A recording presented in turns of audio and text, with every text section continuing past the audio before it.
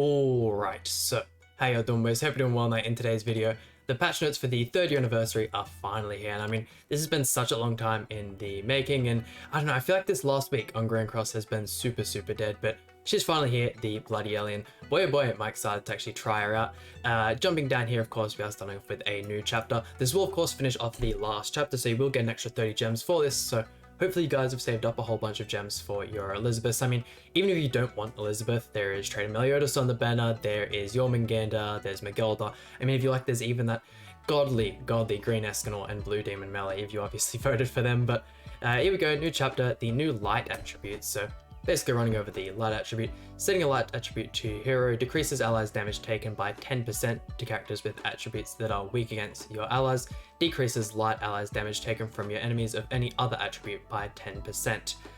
Yada yada yada. Awesome. So no effect here, skill revives when dying. This is basically the ultimate effect for the new Elizabeth.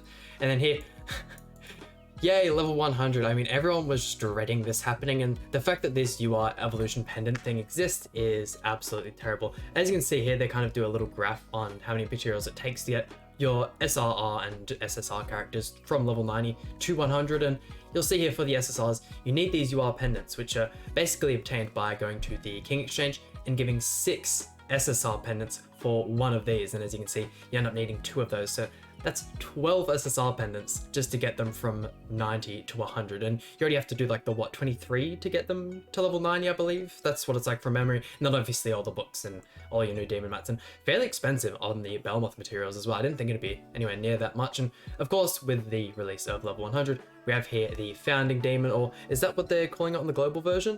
Defeat the, okay, so they're calling it the original demon.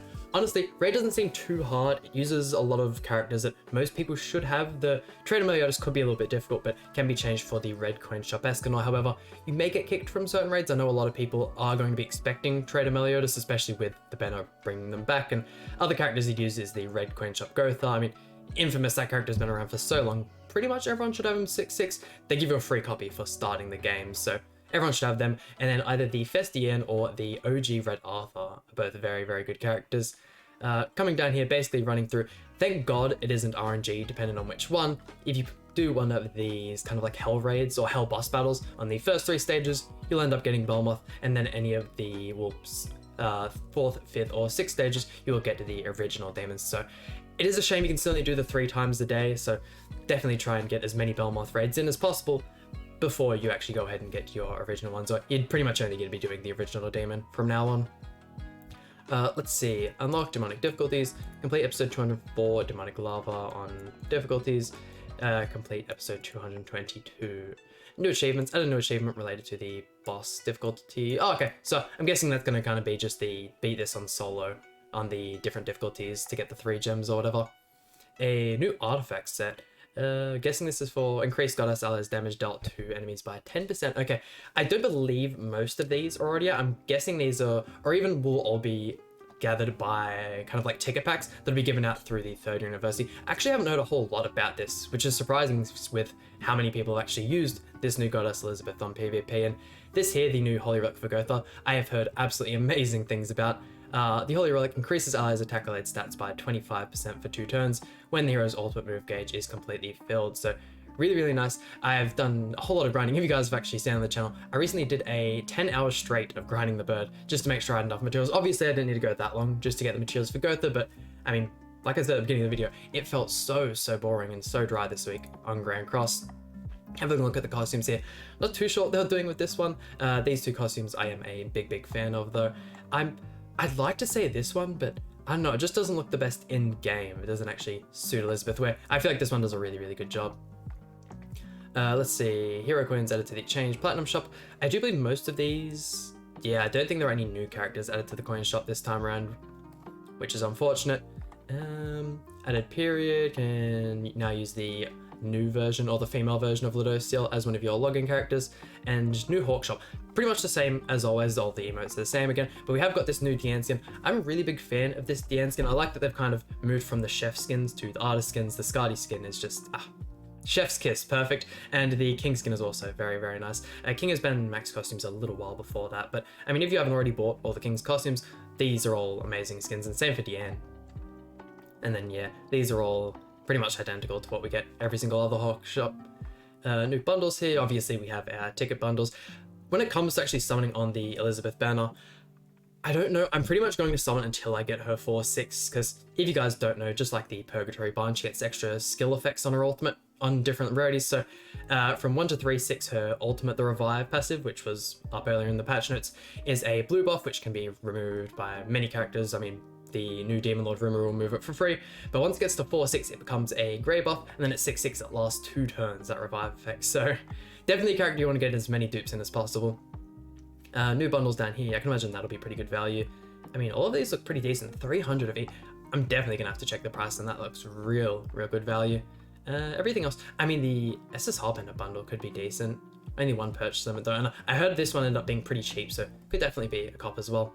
Looks like they're bringing back the Piggy Bank event, more enhancers, which is good. It's a shame they give so many of the so many bundles for these out, but I really wish they gave just a few more throughout like your daily missions. And I know they just seem very difficult to obtain, especially for how many characters you have to max out cosmetics for. And Eichner bundle, that's alright. System updates, skip on. Did we not already have this? No, we definitely don't. Okay, I mean, that is definitely a very nice change. I mean, most of the time you know what you're getting from the logins, and it doesn't end up being that impactful. However, we are getting a 300 gem login bonus, which I haven't actually gone ahead and looked through all the patch notes as of yet, but I can imagine they will talk about that somewhere down here. Improved new returning knights check-in rewards. Yep. Improved deathmatch. AI search has been added to invite other knights and other than your friends. Okay. Improved deathmatch, clear rewards, and stage drops. That's nice. There's a go. Okay, I mean, that is actually really good. I just wish they'd decrease the chance of getting other things. Like, you get your enhanced stones, get your gold crates. If you're doing demons, you want these demon mats. You can get gold and all that other stuff many other ways. Stage drop. Okay, it looks like it's changing for the difficulty as well. Damn, 5 for hell. That is really nice. Balance change for the Eichner. Yes.